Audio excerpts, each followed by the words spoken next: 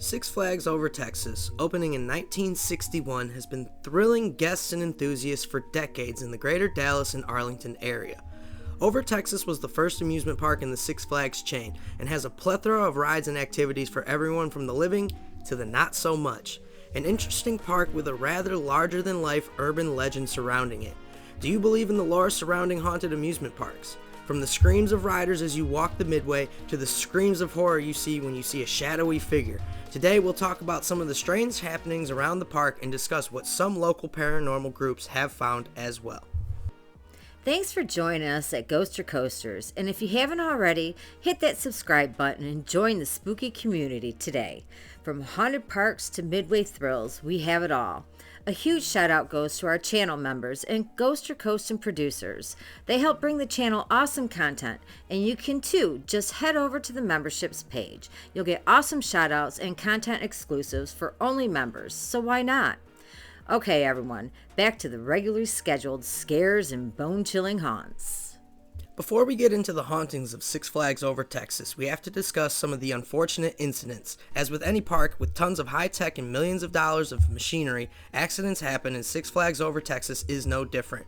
Having a rigorous safety and testing standard in place now, the park is very much safe to be clear, but we have to mention some of the reasons spirits may be tied to the grounds from the past.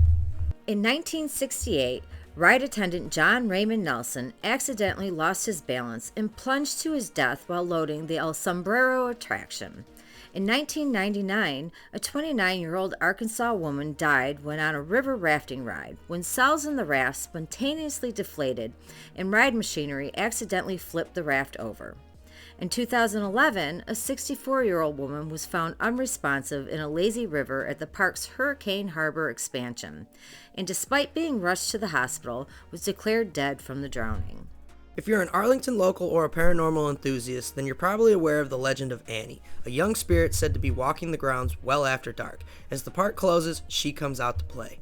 But first, a little backstory on the eerie hauntings of Six Flags Over Texas. Unfortunately, in 1920, her body was originally found in the creek bed, a creek that was located on the ground that now holds the park, Johnson Creek. So, check one on the obvious ties to the park and grounds, and a potential reason her spirit still roams the grounds. But where does she like to hang out, and what have others seen of Annie? In a place with as long a history as Six Flags Over Texas, and having its fair share of deaths, it's unsurprising that a spirit or two may call the park home. Paranormal activity can be spotty, one night having tons of activity to the next having none, and the park has its fair share of moments. One spirit, known as Annie, is said to haunt the Texas area of the park. Customers and employees have reported sightings of Annie in and around the area, roaming about Small Six yellow Flags house near over the Texas Texas. Giant roller coaster's entrance houses the spirit of a young girl, who is said to be a generally friendly and mischievous spirit.